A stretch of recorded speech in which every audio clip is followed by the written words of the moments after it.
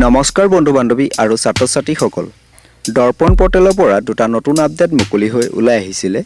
মই ভাবিছো এই দুটা নতুন আপডেট তোমালোকৰ বাবে অতিকৈ গুৰুত্বপূৰ্ণ সো আজি এই ভিডিঅ'টোত মই তোমালোকক এই নতুন আপডেট দুটাৰ বিষয়ে বিতৰংভাৱে জনাই দিম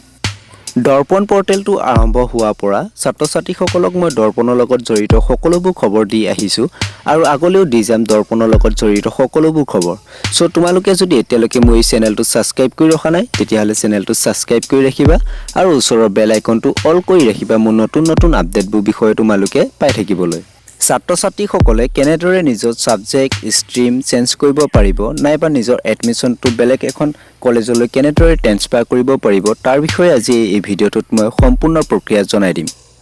তোমালোকে দৰ্পণ পৰ্টেলটো ওপেন কৰিলে দুটা নতুন আপডেট দেখা পাবা আৰু প্ৰথম আপডেটটো দিয়া আছে faculty for changing of stream and subject will be available soon ইয়াৰ মানে হ'ল যিসকল ছাত্ৰ ছাত্ৰীয়ে নিজৰ ষ্ট্ৰীম আৰু সাবজেক্টসমূহ চেঞ্জ কৰিব বিচাৰি আছে এই ছাত্ৰ ছাত্ৰীসকলে অতি শীঘ্ৰে নিজৰ ষ্ট্ৰীম আৰু সাবজেক্টসমূহ চেঞ্জ কৰিব পাৰিব আৰু এই অপচনটো ইনষ্টিটিউটসকলক অতি শীঘ্ৰে দি দিব যিসকল ছাত্ৰ ছাত্ৰীয়ে নিজৰ ষ্ট্ৰীমটো চেঞ্জ কৰিম বুলি ভাবি আছে এই ছাত্ৰ ছাত্ৰীসকলক মই জনাই দিব বিচাৰো বহুতো ছাত্ৰ ছাত্ৰীয়ে নিজৰ ষ্ট্ৰীমটো চেঞ্জ কৰিব নোৱাৰিব আৰু কি কাৰণে নিজৰ ষ্ট্ৰীমটো চেঞ্জ কৰিব নোৱাৰিব তাৰ বিষয়ে মই অলপ পাছত তোমালোকক জনাই দিম প্ৰথমতে মই তোমালোকক দ্বিতীয় আপডেটটো বিষয়ে জনাই দিব বিচাৰো দৰ্পণৰ পৰা দ্বিতীয় যেটো আপডেট মুকলি হৈ আহিছিলে এই আপডেটটো বিষয়ে মই তোমালোকক জনাই দিলো 2 নম্বৰ আপডেটটো দিয়া আছে transfer of admission faculty will be provided to institute very soon এই আপডেটটো অনুসৰি যিসকল ছাত্ৰ ছাত্ৰীয়ে নিজৰ এডমিশনটো ট্ৰান্সফাৰ কৰিম বুলি ভাবি আছে অন্য এখন কলেজলৈ এই ছাত্ৰ ছাত্ৰীসকলৰ বাবে এই আপডেটটো অতিকৈ গুৰুত্বপূৰ্ণ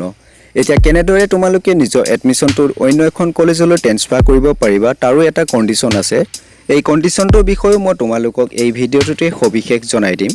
এতিয়া আমি আলোচনা কৰিম প্ৰথম আপডেটটোৰ বিষয়ে প্ৰথম আপডেটটো দিয়া আছিল ষ্ট্ৰীম আৰু সাবজেক্টসমূহ চেঞ্জ কৰিব পাৰিব কোনসকল ছাত্ৰ ছাত্ৰীয়ে নিজৰ ষ্ট্ৰীমসমূহ চেঞ্জ কৰিব পাৰিব তাৰ বিষয়ে মই তোমালোকক জনাই দিলো তাৰ পিছত আমি দ্বিতীয় আপডেটটোৰ বিষয়ে আলোচনা কৰিম বহুতো ছাত্ৰ ছাত্ৰীয়ে নিজৰ ষ্ট্ৰীমটো চেঞ্জ কৰিব বিচাৰি আছে বা সাবজেক্টসমূহ চেঞ্জ কৰিব বিচাৰি আছে এতিয়া তেওঁলোকৰ এডমিশনৰ লোৱাৰ সময়ত কিবা অসুবিধাৰ বাবে তেওঁলোকে ষ্ট্ৰীমটো দিব লাগিছিল অন্য এটা আৰু দি পালে অন্য এটা নাইবা তেওঁলোকে বৰ্তমান যেটো ষ্ট্ৰীমত পঢ়ি আছে সেই ষ্ট্ৰীমটো ভাল পোৱা নাই বা তেওঁলোকে অন্য এটা ষ্ট্ৰীমলৈ যাব বিচাৰে এই ছাত্ৰ ছাত্ৰীসকলে নিজৰ ষ্ট্ৰীমটো চেঞ্জ কৰিব পাৰিব যদিহে তেওঁলোকৰ সিট কেপাসিটি এভেইলেবল থাকে তেতিয়াহলে তেওঁলোকে নিজৰ ষ্ট্ৰীমটো চেঞ্জ কৰি ল'ব পাৰিব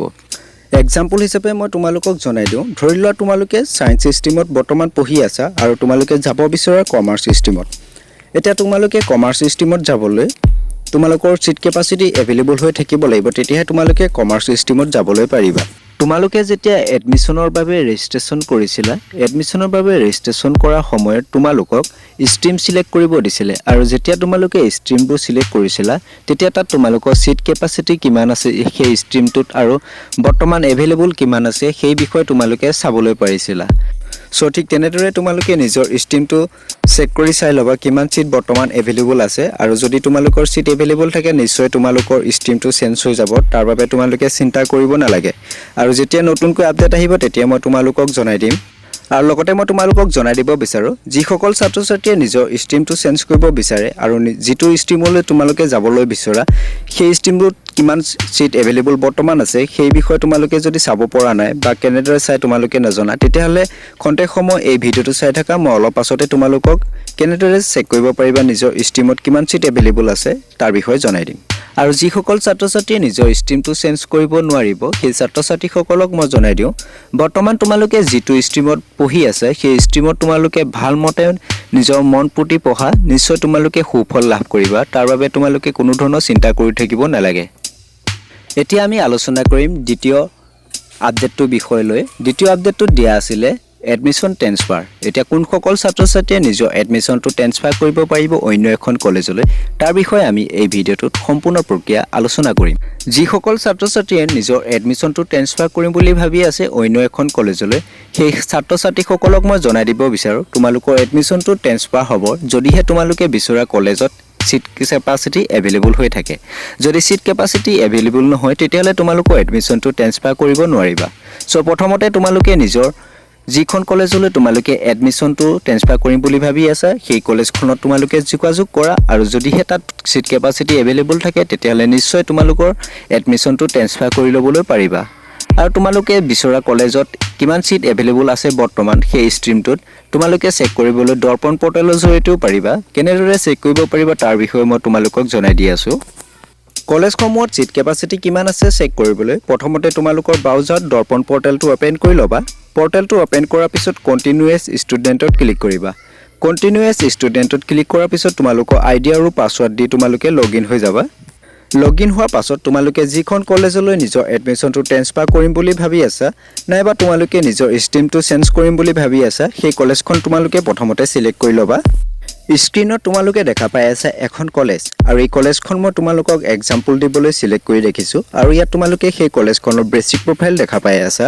বেসিক প্ৰফাইলত কলেজখনৰ সম্পূৰ্ণ ডিটেইলছ দিয়া থাকে আৰু কন্টাক্ট নাম্বাৰ দিয়া থাকে তোমালোকে যদি কিবা জানিবলগীয়া থাকে সেই কন্টাক্ট নাম্বাৰ তোমালোকে কন্টাক্ট কৰিলে নিশ্চয় জানিব পাৰিবা আৰু বেসিক প্ৰফাইলৰ তলত ষ্ট্ৰীমবোৰ দিয়া আছে ইয়াত 4টা ষ্ট্ৰীম দিয়া আছে এই কলেজখনত এই 4টা ষ্ট্ৰীম আছে মানে এই কলেজখনত আছে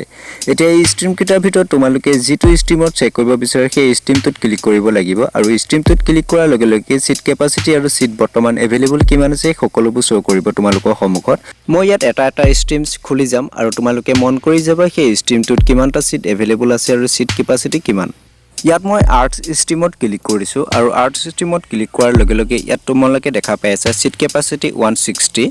আৰু এডমিশন হৈছে 156 মানে ইয়াত টোটাল 4টা সিট বৰ্তমান এভেইলেবল আছে যদি তোমালোকে আৰ্টছ ষ্ট্ৰীমত তোমালোকে এডমিশনটো ট্ৰেন্সফাৰ কৰিব বিচাৰা নাইবা তোমালোকে সায়েন্স বা কমাৰ্চৰ পৰা যদি ষ্ট্ৰীমটো আৰ্টছলৈ আনিব বিচাৰা তেতিয়ালে 4টা সিট এভেইলেবল আছে তোমালোকে নিশ্চয় নিজৰ ষ্ট্ৰীমটো নাইবা তোমালোকৰ এডমিশনটো ট্ৰেন্সফাৰ কৰি ল'বলৈ পাৰিবা ইয়াৰ পিছত আমি গৈছো কমাৰ্চ ষ্ট্ৰীমত ইয়াত তোমালোকে দেখা পাইছা 40টা সিট কেপাচিটি আছে আৰু ইয়াত 39টা মানে সিট পুৰ হৈ গল আৰু এটা সিট ইয়াত খালি আছে তাৰ পিছত সায়েন্সটো ইয়াত দেখা পাই আছে তোমালোকে সিট এভেইলেবল 40টা আৰু ইয়াত এডমিশন কমপ্লিট 29টা হৈ গল মানে ইয়াত বৰ্তমান 11টা সিট বৰ্তমান এভেইলেবল আছে যদি তোমালোকে বিচৰা ঠিক এনেদৰে তোমালোকে নিজৰ ষ্ট্ৰীমসমূহ বা তোমালোকৰ কলেজত কিমান সিট এভেইলেবল আছে চেক কৰি ল'বলৈ পাৰিবা আৰু তোমালোকৰ যিখন কলেজ হয় তোমালোকে পৰ্টেলত গৈ পেলাই চেক কৰিব পাৰিবা বৰ্তমান কিমান সিট এভেইলেবল আছে আৰু কিমান সিট কেপাচিটি আছিল সো তোমালোকক আজি এই ভিডিওটোত মই এই সকলোবোৰ ডিটেইলছ জনাই দিলো আৰু তোমালোকে যদি ভিডিওটো ভাল পাইছা তেতিয়ালে লাইক শেয়াৰ কৰিবলৈ নেপাহৰিবা আৰু কিবা যদি জানিবলগীয়া থাকে সেই কলেজখনত কন্টাক্ট নাম্বাৰ দিয়া থাকে বেসিক প্ৰফাইলত তাত গৈ পেলাই তোমালোকে কলেজৰ লগত যোগাযোগ কৰিব পৰা নাইবা এড্ৰেছটো দিয়া থাকে সেই এড্ৰেছত গৈ পেলাই তোমালোকে কলেজত গৈ পেলাই প্ৰিন্সিপাল ছাৰ বাইদেউৰ লগত তোমালোকে ভালদৰে কথা বতৰা পাতিব পাৰিবা আৰু কলেজত কিমান সিট বৰ্তমান এভেইলেবল আছে আৰু কিমান মাৰ্ক সিটত মানে কিমান পাৰ্সেন্টেজত সেই কলেজত এডমিশন দিয়ে তাৰ বিষয়ে তোমালোকে জানি ল'ব পাৰিবা আৰু বহুতো কলেজত কম মাৰ্ক হলে এডমিশন নিদিয়ে মানে কম পাৰ্সেন্টেজত এডমিশন নিদিয়ে সো তোমালোকে সেই বিষয়ে ভালদৰে কথা বতৰা পাতি ল'বা যদি তোমালোকৰ সকলোবোৰ ঠিকে থাকে নিশ্চয় তোমালোকৰ এডমিশনটো সেই কলেজলৈ ট্ৰেন্সফাৰ হৈ যাব সো আজি এই ভিডিওটো ইমানেই আছিল যদি ভিডিওটো ভাল পাইছে তেতিয়ালে লাইক শেয়াৰ কৰিবলৈ নেপাহৰিব নিজৰ বন্ধু বান্ধৱীক আৰু এনেকুৱা নতুন নতুন আপডেটবোৰ বিষয়ে তোমালোকে জানি থাকিবলৈ চেনেলটো সাবস্ক্ৰাইব কৰি ৰাখিবা আৰু ওচৰৰ বেল আইকনটো অল কৰি ৰাখিবলৈ একেবাৰে নেপাহৰিবা আজিলৈ ইমানেই ধন্যবাদ